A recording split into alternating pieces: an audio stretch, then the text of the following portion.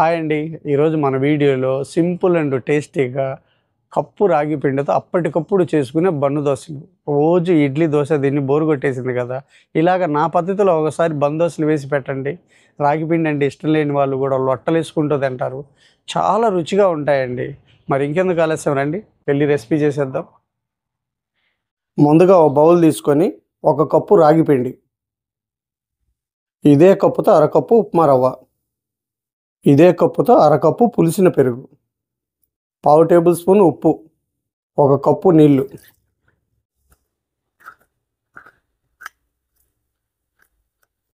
ఇలా కలుపుకున్నాం కదా, ఇప్పుడు మూత పెట్టి ఒక 10 నిమిషాలు పక్కన పెడదాం. 10 నిమిషాలు అయిపోయిందండి. ఇప్పుడు మిక్సీ జార్ తీసుకొని ఈ పిండిని మిక్సీ జార్లో వేసుకుందాం.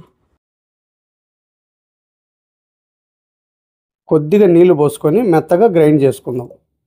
ఇప్పుడు బౌల్ తీసుకొని గ్రైండ్ చేసుకున్న పిండిని ఇందులో పోసుకుందాం. చూసారు కదండి, మనకు బన్ను దోశకి కన్సిస్టెన్సీ ఇలా ఉంటే పర్ఫెక్ట్గా సరిపోతుంది.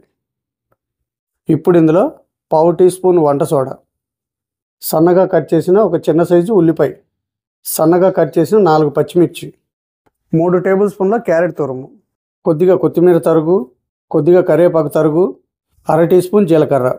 ఇప్పుడు ఒకసారి పిండిని కలుపుకుందాం.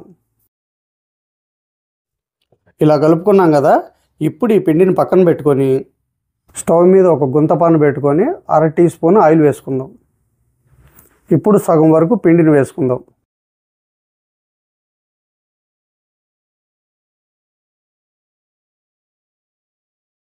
ఇప్పుడు స్టవ్ని సిమ్లో పెట్టుకొని మూత పెట్టి ఒక 2 నిమిషాలు కాల్చుకుందాం.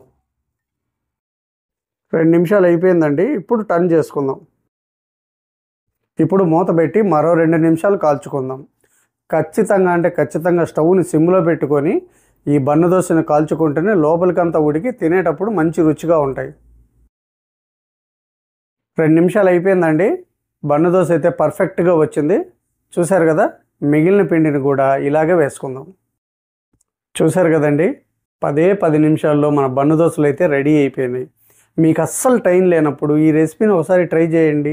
మీ ఇంట్లో వాళ్ళకు కూడా ఖచ్చితంగా నచ్చి తీరుతాయండి. మరి మీరు కూడా నేను చేసిన పద్ధతిలో ఒకసారి చేసి అది ఎలా వచ్చిందో నా కామెంట్ సెక్షన్లో చెప్పండి. ఈ వీడియో కనుక మీకు నచ్చినట్లయితే ఒక లైక్ చేయండి, షేర్ చేయండి, మన ఛానల్ని సబ్స్క్రైబ్ చేసుకోండి. మళ్ళీ రేపు ఒక మంచి రెసిపీతో మీ ముందుకు వస్తాను. Thank you.